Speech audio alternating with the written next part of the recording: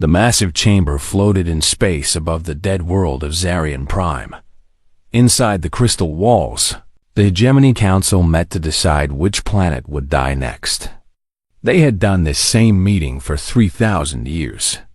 It never got old. Fleet Admiral Zeftai stood before the glowing screen that showed star maps. His forearms moved across the controls while his mandibles clicked with satisfaction. Today was special.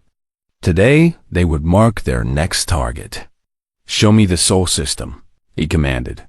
The screen shifted to display a small yellow star with several planets orbiting around it. The third planet from the star glowed blue and green. Clouds swirled across its surface. It looked peaceful. It looked weak. "Earth," said Communications Officer Valthara. "Population approximately 7 billion. Technology level, primitive. They still burn fossil fuels for energy. Their fastest ships barely reach their own moon." Admiral Zeftai laughed. The sound was like glass breaking. "Perfect. Another easy conquest for the Hegemony." The other council members nodded their agreement. General Corthan pulled up intelligence reports on his personal screen. Their weapons are crude. Chemical explosives and simple nuclear devices. Their military forces are divided among hundreds of small nations. They fight each other more than they cooperate. "Excellent," said Admiral Zeftai. "The war computers estimate 99.7% chance of total victory within 72 hours. How refreshing to find such a simple target." The council chamber buzzed with pleased conversation. For 3 millennia, the Hegemony had conquered star system after star system. Some species fought back. Some tried to hide. Some attempted to negotiate. All of them failed. The Hegemony's method was simple and effective. Arrive with overwhelming force, demand surrender, and if refused, destroy everything until compliance was achieved. Science Officer Talvera spoke up. "The humans do show some interesting traits. They seem unusually persistent in their conflicts with each other. Some of their wars have lasted decades. Persistence means nothing against superior firepower," Admiral Zeftai replied. "Their biggest ships are made of simple metals. Our smallest scout vessel could destroy their entire space fleet." The tactical display showed Earth's orbital space. A few space stations circled the planet. Several satellites provided communication and weather monitoring. It was pathetically simple compared to the vast networks that protected civilized worlds.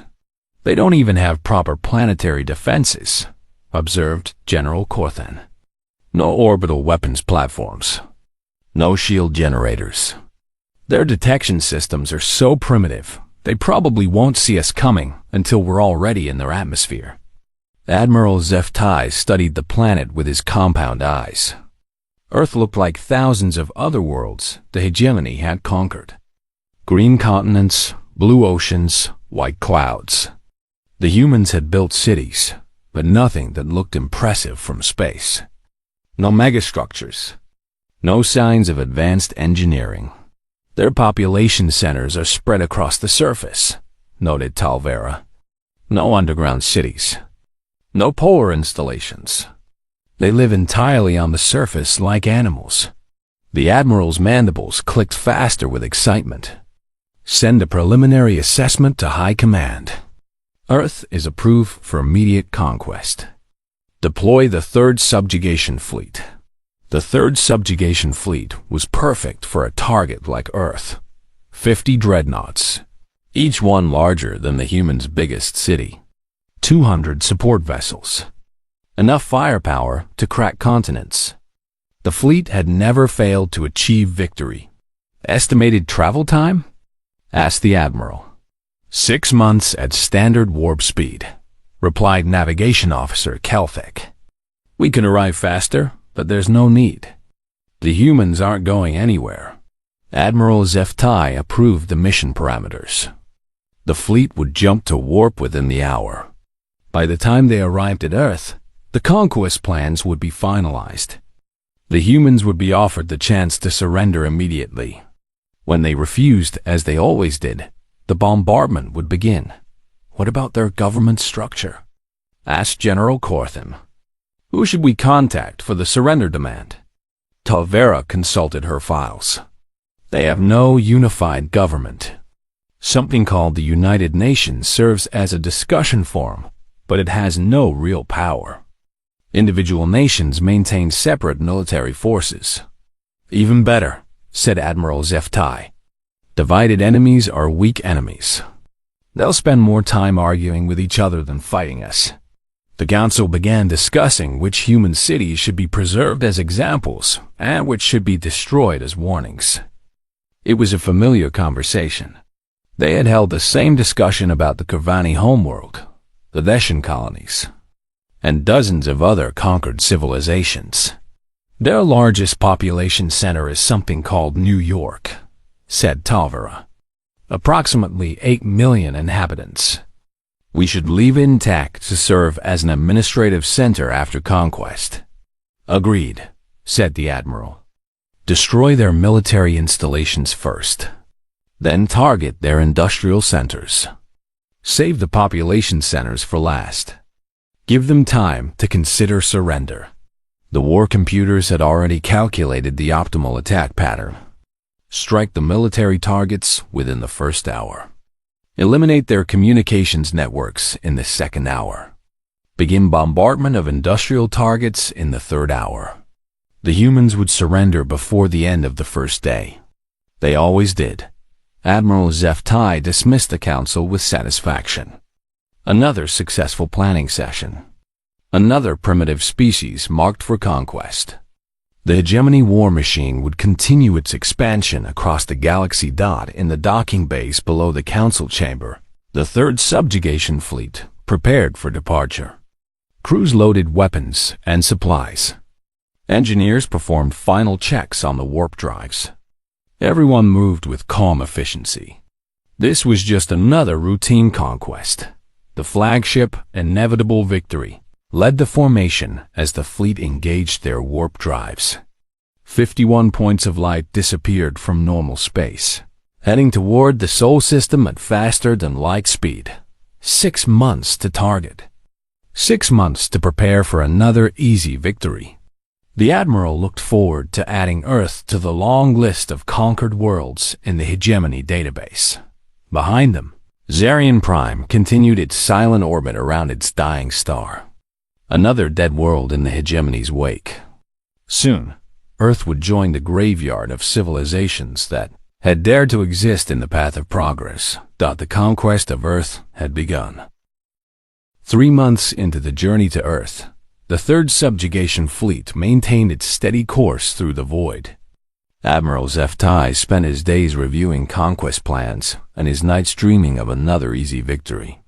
The crew had settled into the comfortable routine of a long voyage to certain. Triumph. Communications Officer Volthara worked the night shift on the flagship's bridge. She monitored deep space frequencies for any signs of activity. Space was mostly quiet. Occasionally, she picked up radio signals from distant civilizations, but nothing that concerned the fleet. On the 93rd day of the voyage, her equipment detected something unusual. A brief transmission from the direction of the Sol system. She almost ignored it. Primitive species often sent random signals into space. But something about this signal was different. The transmission lasted only 3.7 seconds. Much shorter than typical radio chatter. But the signal was complex. Very complex. Too complex for what their intelligence report said humans could produce. Volthara ran the signal through the translation matrix. The computer systems hummed for several minutes, working to decode the message. When the results appeared on her screen, she felt her blood turn cold. We know you're coming. You have 72 hours to turn around. This is your only warning. Terran Defense Authority. She stared at the message for a full minute. Then she ran the translation again. Same result. She checked the source coordinates. The signal had definitely come from the Sol system, but that was impossible. According to intelligence, humans had no deep space detection capabilities. Their most advanced sensors could barely see beyond their own moon. How could they have detected a fleet 3 months away at warp speed? Velthara called Admiral Zeftai to the bridge. The Admiral arrived within minutes, still wearing his sleep robes. His mandibles clicked with annoyance at being awakened. "This better be important, Officer Velthara." "Sir, we received a transmission from the Sol system. The humans, they know we're coming." Admiral Zeftai's compound eyes focused on the communication station. "Show me." Velthara played the decoded message. Admiral Zeftai listened in silence. Then he laughed. The harsh sound echoed through the bridge. "Impossible. This must be a coincidence. Or perhaps they detected one of our scout probes. Their intelligence reports are clear. Humans have no technology capable of detecting us at this distance." "Sir," said Velthara quietly, "there's something else. I checked the signal's origin point. It didn't come from Earth." The Admiral stopped laughing. "What do you mean?" Velthara brought up the navigation display. The signal originated from coordinates 14.7 light-years behind us, approximately 43 degrees off our port side. The bridge fell silent. Every crew member turned to stare at the display. Admiral Zeftai's 4 hands gripped the command rail. "That's impossible," he said slowly. "Nothing could have gotten behind us. We've been at warp for 3 months. The computer confirms the origin coordinates, sir. Whatever sent that signal is positioned between us and hegemony space." Admiral Zeftai felt something he had not experienced in decades of conquest. Fear. Not the simple fear of combat, but the deep fear that comes from facing the unknown. "Analysis," he commanded. "How could humans have positioned assets behind our fleet?" Science Officer Talvara hurried to her station. She ran calculations at maximum speed. "Sir, there are only 3 possibilities. First, they detected our departure from Zarian Prime and somehow traveled faster than us. Second, they have ships positioned throughout this region of space. Third, they have technology we don't understand. All 3 options are impossible based on our intelligence." "Yes, sir." "That's what makes this situation concerning." Admiral Zeftai stared at the star map. The hegemony had conquered thousands of worlds. They have faced every type of enemy. Some were more advanced, some were more numerous, some were more desperate. But all of them had been predictable. Their capabilities matched their apparent technology level. This was different. The intelligence report said humans were primitive, Stone Age creatures who had barely learned to leave their planet. But somehow they had detected a fleet at impossible distances and positioned assets in locations that should have been empty space. Could this be a hoax? Asked General Corthan. Perhaps another species is protecting the humans? Negative, said Velthara. The signal's encoding matches human communication protocols. The language is definitely human. But the complexity is far beyond what they should be capable of producing. Admiral Zeftai considered his options. He could continue to Earth as planned. The signal might be a bluff. Or he could investigate the source coordinates to determine what had sent the message. Both choices involved risks. Sir, said Navigator Kelthik, we're receiving additional signals. Short bursts from multiple directions. The communications array lit up with incoming transmissions. Brief signals from dozens of different locations. All around the fleet. All using the same complex encoding as the first message. Velthara worked frantically to decode them. The messages were simple but chilling. Turn back now. Last warning. You are surrounded. Choose wisely. Admiral Zeftai studied the display showing the signal origins. The messages had come from empty space in all directions. According to sensors, nothing was there. No ships, no stations, no energy signatures. Yet somehow, dozens of transmissions had emerged from the void. "This is starting to feel like a trap," said General Corthan quietly. "A trap set by primitives with chemical rockets?"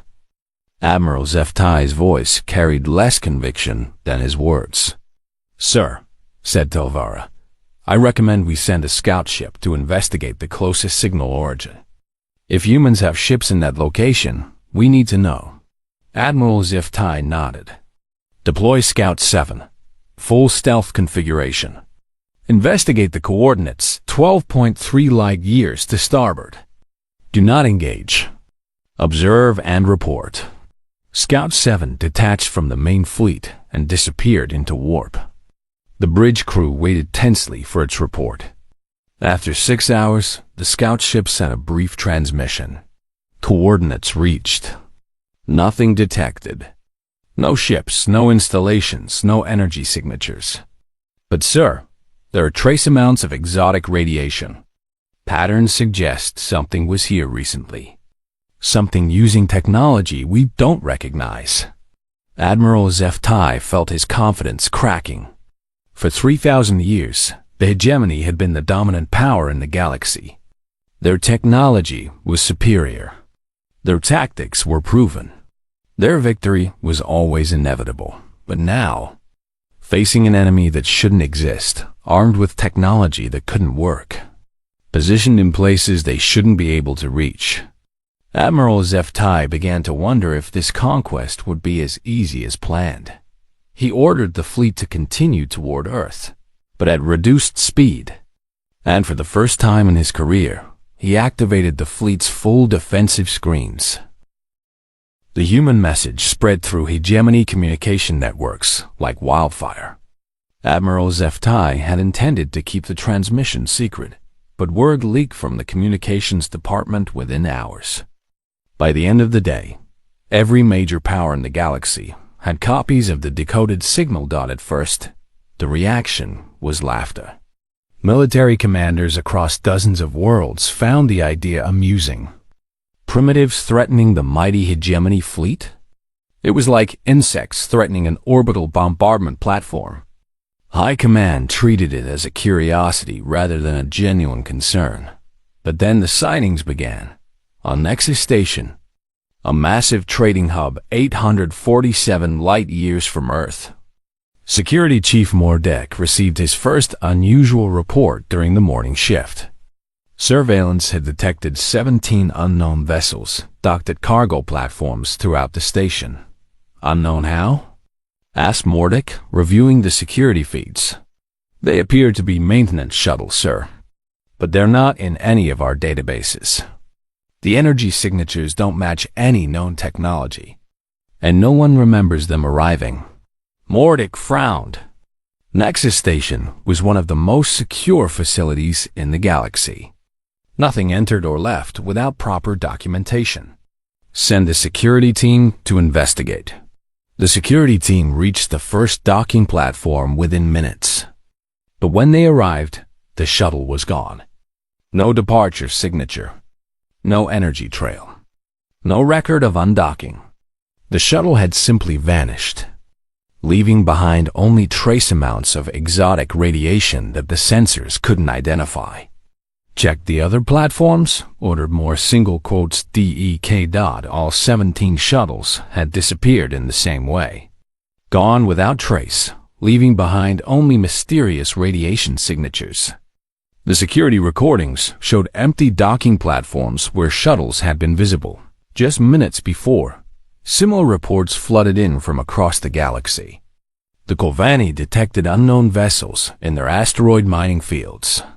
The Veshans found mysterious energy signatures near their outer colonies. The Zolani reported ships that appeared on sensors but couldn't be seen with optical instruments. Within 72 hours, the Galactic Monitoring Network had logged over 1,200 separate incidents. Unknown vessels appearing and disappearing across 43 star systems. all moving in perfect coordination, all leaving the same type of exotic radiation signature. The pattern was impossible to ignore. Someone with advanced stealth technology was positioning assets throughout the galaxy, and the timing suggested it was connected to the human message. On the hegemony capital world, Emergency Defense Minister Kavlan called an urgent meeting of the High Council. The chamber filled with nervous chatter as the galaxy's most powerful beings tried to understand what they were facing. "Gentlemen," said Kavlan, "we have a situation. These sightings suggest a coordinated operation on a scale we've never encountered. Someone has deployed assets to over 1,000 locations across the galaxy within 3 days." General Thokmar, veteran of 100 campaigns, shook his head. "Impossible. No civilization has that kind of reach. The logistics alone would require resources comparable to our entire military." "And yet the evidence is undeniable," replied Kavlan. "Either we're facing an enemy with capabilities far beyond our estimates, or we're missing something fundamental about this situation." The discussion was interrupted by an urgent communication from the archives. Ancient Keeper Yelenoth appeared on the main display, his aged features showing deep concern. "Ministers," said Yelenoth, "you need to access the restricted archives immediately. Search for references to Sol system restrictions and quarantine protocols." "What quarantine protocols?" demanded Kavlan. "There's nothing in our databases about the Sol system. Check archive level Omega. The files are sealed, but current circumstances qualify for emergency access." The council members exchanged worried glances. Archive level Omega contained the galaxy's deepest secrets. Information so sensitive that most beings have forgotten it existed.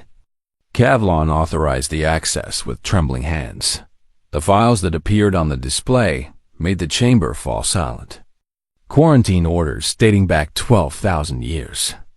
Warnings from civilizations that no longer existed. Testimonies from survivors of something called the Void War. "By the eternal stars," whispered General Thokmar. "What is this?" The files painted a picture that contradicted everything they thought they knew about humans. Earth wasn't a primitive world that had recently developed space travel. It was a prison planet. A place where an extremely dangerous species had been exiled after a war that nearly destroyed the galaxy. Ancient messages from the elder races filled the display. Warnings written in languages that were barely remembered. The humans cannot be allowed to rejoin galactic civilization. Their capacity for violence exceeds all known limits. Their technology development is unpredictable and dangerous. Recommend permanent quarantine status. Void War casualties exceed 12 billion beings across 47 star systems. Human weapons demonstrate ability to destroy entire solar systems. Peace negotiations failed. Exile is the only viable solution. Quarantine established. Humans relocated to Sol 3. All contact forbidden. Warning beacons established. May future generations forgive us for what we could not destroy. The files continued for hours. Battle reports describing human tactics that defied conventional military doctrine. Technology assessments of weapons that could crack moons and bend space itself. Psychological evaluations that described a species that refused to surrender under any circumstances. Defense Minister Kavlan felt his world crumbling around him. This can't be accurate. Our intelligence reports describe primitive chemical rockets and nuclear weapons. Ancient Keeper Yelenoth's expression was grim. Your intelligence reports describe what the humans want you to see. For 12,000 years, they've been pretending to be a developing civilization. Every probe sent to monitor them has been quietly intercepted. Every assessment has been carefully managed. Emergency signals began arriving from across the galaxy. Not from the hegemony, but from species so old that most beings had forgotten they existed. The ancients of Andromeda. The First Builders. The Void Watchers. Civilizations that had withdrawn from galactic affairs eons ago were suddenly sending urgent warnings. The message from the Andromedans was the most chilling. You absolute fools. We marked them as restricted space for a reason. The humans aren't a primitive species. They're a sleeping giant, and you just poked it with a stick. Similar messages arrived throughout the day. Ancient races emerging from hiding to deliver the same warning. The hegemony had made a catastrophic mistake. Earth wasn't a target for conquest. It was a quarantine zone containing the most dangerous species the galaxy had ever produced. Defense Minister Kavlan authorized emergency broadcasts to every civilized world. Evacuation orders for systems near the Sol region. Mobilization of all available defensive forces. Preparation for a war that might surpass the legendary Void War in its devastation. But in the depths of his mind, Kavlan feared it was already too late. The humans had been planning for this moment for 12,000 years. They had been watching, waiting, and preparing while the rest of the galaxy forgot the lessons of the past. The hegemony had awakened something that should have stayed sleeping forever. And now the galaxy would pay the price for their ignorance. Emergency sessions convened on every major world as panic spread through galactic civilization. The discovery of the restricted archives had shattered everything the galaxy thought it knew about humanity. But the full truth was even more terrifying than anyone had imagined. On the ancient world of Andromeda Prime, the Keepers of Memory opened vaults that had been sealed for 12 millennia. Chief Archivist Zenther moved through the crystalline halls where the galaxy's deepest secrets were stored. His task was simple but horrifying. Find the complete records of the Void War. The files he retrieved painted a picture of devastation that made even the most hardened military commanders weep. The Void War hadn't been a simple conflict between civilizations. It had been the galaxy's desperate attempt to survive contact with humanity. Zenther transmitted the records to emergency councils across hundreds of worlds. The testimony of Fleet Admiral Corvus, who had commanded the Alliance forces during the war's final stages, was particularly chilling. Day 4012 of the human conflict. We have lost our 800th major fleet engagement. Human forces continue to demonstrate tactics that defy all military logic. Yesterday, a single human destroyer ship rammed our flagship, a vessel 100 times its size. The explosion destroyed both ships and crippled our entire battle group. They fight like beings who value victory over survival. The military reports continued in the same vein. Humans who refuse to retreat even when facing impossible odds. Human ships that self-destructed in perfect formations to maximize damage to enemy fleets. Human ground forces that continued fighting with improvised weapons even after their supply lines were cut. But the most disturbing records concerned human technology development. Dr. Velkaran, the Alliance's chief scientist, had documented humanity's terrifying ability to reverse engineer, capture technology, and improve it beyond the original specifications. The humans have taken our gravity, manipulation technology, and developed weapons that can create localized black holes. They've modified our shield generators to produce offensive energy fields that dissolve matter at the molecular level. Every piece of technology they capture becomes a weapon in their hands. The scientific reports revealed that humans didn't just copy technology. They understood it in ways that the original creators never had. Within months of obtaining any device, human engineers could produce variations that surpassed the original by orders of magnitude. The psychological evaluations were even more disturbing. Dr. Thelmana, an expert in species behavior, had studied captured humans during the war. Her findings challenged everything the galaxy understood about intelligent life. Humans display a level of adaptability that borders on the impossible. They learn new languages within days. They master complex technologies through observation alone. They form social bonds that make them fight harder when their companions are threatened, not weaker. Most disturbing of all, they seem to view impossible situations as challenges rather than defeats. The records showed that humanity hadn't started the Void War. They've been a peaceful species, focused on exploration and scientific advancement. But when attacked by the Kovani Empire, they had responded with a level of violence that shocked the galaxy. The Kovani had expected an easy conquest. Humans were outnumbered 1,000 to 1 and lacked advanced military technology. The war should have lasted weeks. Instead, it continued for decades as humans turned every scientific advancement into a weapon and every defeat into a lesson. Archaeological evidence showed that humans had evolved on a world where survival required constant struggle. Earth was a death world by galactic standards. Extreme weather, predatory animals, natural disasters that could destroy entire continents. Only a species with unlimited adaptability and refusal to give up could have survived such an environment. When transplanted to the galactic community, those survival traits made humans extraordinarily dangerous. They didn't fight wars to achieve political goals. They fought wars to survive, which meant they never stopped trying to win. The most classified files revealed the Alliance's final strategy. After 50 years of losing battles against increasingly sophisticated human forces, the Elder races had developed a terrible plan. They would offer humanity a gift that no species could refuse. A perfect world. Earth was selected because it met human requirements exactly. Similar to their original homeworld, but without the extreme dangers. Beautiful continents, abundant resources, isolated location that would prevent human expansion while giving them room to grow. The offer was presented as a peace treaty. Humans would be given Earth and left alone to develop their civilization.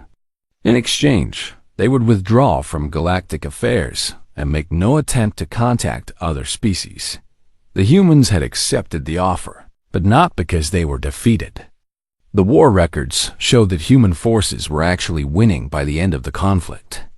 They had reverse-engineered Alliance technology to the point where human ships were superior to anything in the galaxy. Their weapons could crack planets, and their defenses could withstand supernova-level explosions. Humanity accepted exile because they recognized what their presence meant for galactic civilization. They were too dangerous to coexist with other species. Their adaptability and refusal to surrender made peaceful coexistence impossible. But the exile came with conditions that the galaxy had forgotten.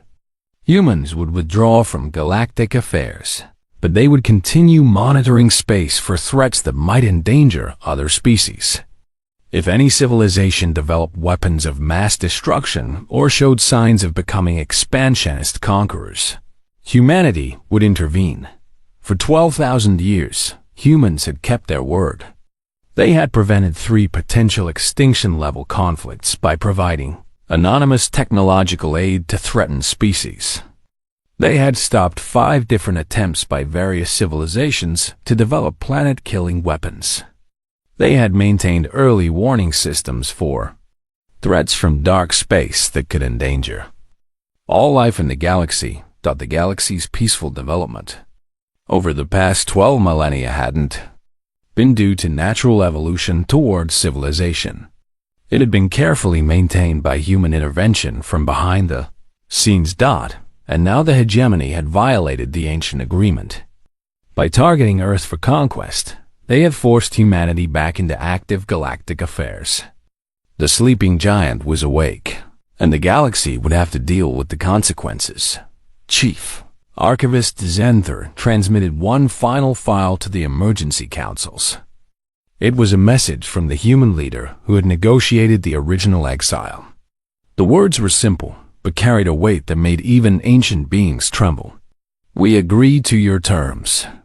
We will withdraw to the world you have provided and leave you in peace. But understand this, we will be watching. If any species threatens the innocent or seeks to destroy what others have built, we will return. And when we return, we will not be seeking exile again. The revelation was complete. Humanity hadn't been conquered or contained. They had been negotiating from a position of strength, choosing exile to protect the galaxy from their own nature. Now, 12,000 years later, the hegemony had forced them to break their self-imposed isolation. The galaxy was about to rediscover why the elder races had feared humans more than any other force in the universe. Admiral Zeftai stood on the bridge of the inevitable victory, watching the tactical display with growing horror. His fleet had dropped out of warp at the edge of the Sol system, ready to begin the conquest of Earth. Instead, they found themselves surrounded. The human ships appeared without warning. One moment, space was empty. The next moment, elegant vessels materialized in perfect formation around the hegemony fleet. They weren't the crude metal ships from the intelligence reports. These vessels seemed to bend light around their hulls, creating an effect that was both beautiful and terrifying. The lead human ship was smaller than a hegemony frigate, but it radiated power that made Admiral Zeftai's sensors scream warnings about energy levels that shouldn't be possible. The ship's design was strangely familiar, though he couldn't place where he had seen such graceful curves and flowing lines before. "Admiral," said Science Officer Talvara in a trembling voice, "I'm analyzing their ship designs. They match archaeological records from precursor sites. Somehow, the humans have reverse-engineered technology from the civilization that built the galaxy's first stargates." Admiral Zeftai felt his mandibles click with nervous tension. The precursors had vanished millions of years ago, leaving behind ruins that no one could fully understand. Their technology was so advanced that most species couldn't even determine what their devices were supposed to do. "Impossible," he whispered. "No one has ever successfully analyzed precursor technology." "Sir, we're receiving a transmission from the lead human vessel." The main screen activated to show a human female wearing a simple blue uniform. She looked young by human standards, but her eyes held knowledge that seemed ancient. When she spoke, her voice was calm and reasonable, which somehow made her more frightening than if she had been shouting threats. "Admiral Zeftai," she said, "I am Commander Sarah Chun of the Terran Defense Authority. You have violated the Sol Quarantine Agreement established 12,847 years ago. However, we are not unreasonable beings. You have two choices." Admiral Zeftai tried to speak, but found his voice had failed him. The human continued without waiting for his response. "Choice 1. Surrender immediately for processing and repatriation to your home worlds. Your crews will be treated well and return safely after educational counseling about the historical context of your actions." She paused, and for a moment her expression became almost sympathetic. "Choice 2. We demonstrate why your predecessors considered exile preferable to elimination." The threat was delivered in such a pleasant tone that it took Admiral Zeftai several seconds to understand what he had heard. When the implications sank in, he looked at his tactical officer. "Analysis of human vessels?" Tactical Officer Rekanal worked frantically at his console. "Sir, their energy signatures are off the scale. Individual ships are showing power readings equivalent to our entire fleet. And sir, we're detecting spatial distortions around their vessels. They're somehow manipulating space-time itself." Admiral Zeftai realized he was facing a species that could destroy his fleet without effort.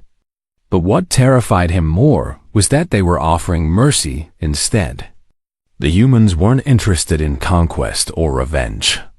They were offering his forces a chance to surrender and return home safely. "Commander Chan," he said finally, "I request clarification. You're offering to release my forces without punishment. Admiral, your species was not responsible for the original conflict that led to the quarantine. You attacked Earth because you didn't know the true situation. We hold no grudge against beings who acted from ignorance rather than malice. But the hegemony has conquered dozens of species, enslaved entire civilizations. Commander Chun's expression became more serious. Yes, we're aware of the hegemony's activities. That situation will be addressed separately. For now, we're concerned with ending this immediate threat without unnecessary violence. Admiral Zeftai looked around his bridge. His crew was staring at him with expressions of fear and confusion. They had come here expecting an easy conquest. Instead, they were being offered mercy by enemies who could destroy them with casual ease. "I surrender," he said quietly. Within hours, human vessels had taken control of the hegemony fleet. The process was carried out with efficiency that impressed even veteran military officers. Human boarding parties were polite, professional, and clearly operating with technology that made resistance pointless. Admiral Zeftai was brought aboard the human flagship for debriefing. The interior of the ship was unlike anything he had ever seen. The corridors seemed to be grown rather than built, with walls that pulsed gently with internal light. Gravity remained constant despite the ship's complex maneuvers, and the air carried a scent that reminded him of growing plants. Commander Chun met him in what appeared to be a garden rather than a briefing room. Real trees grew in precise formations around comfortable seating areas. Water flowed in impossible patterns that defied gravity.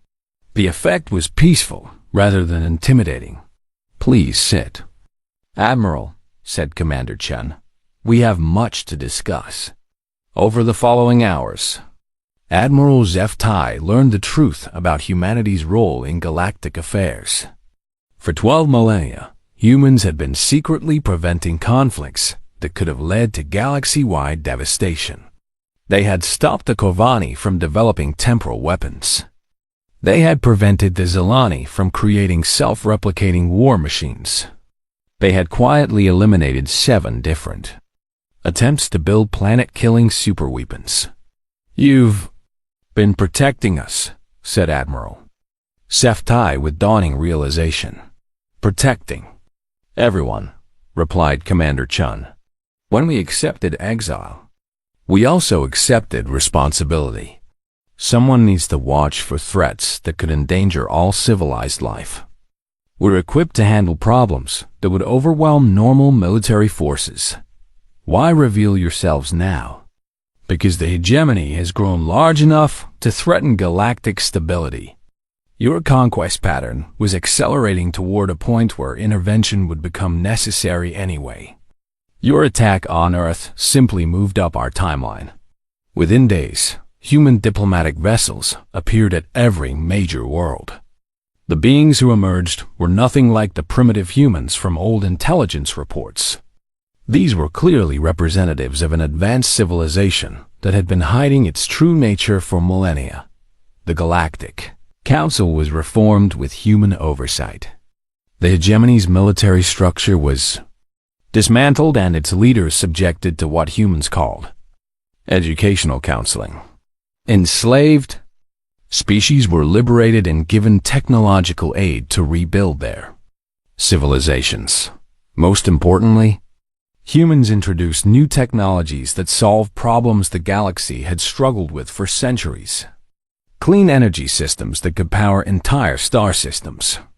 Medical advances that eliminated most diseases.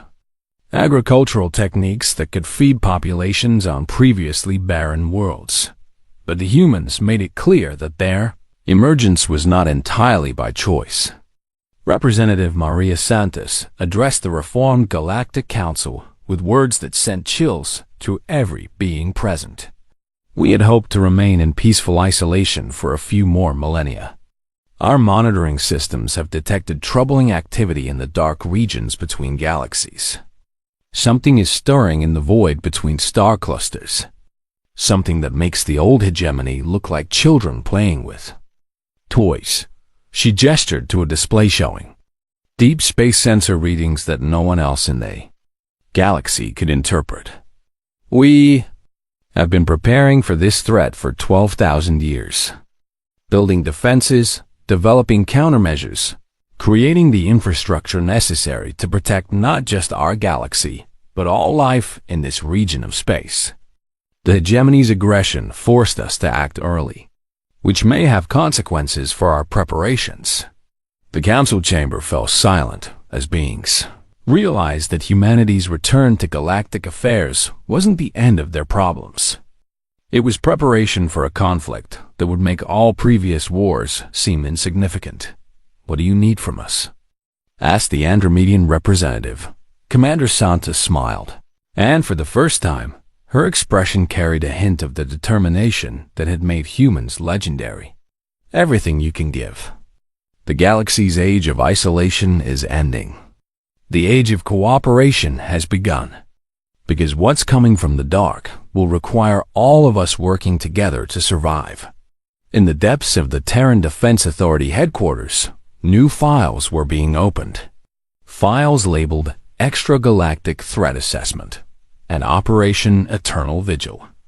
Humanity had spent 12,000 years preparing for this moment. The real war was about to begin.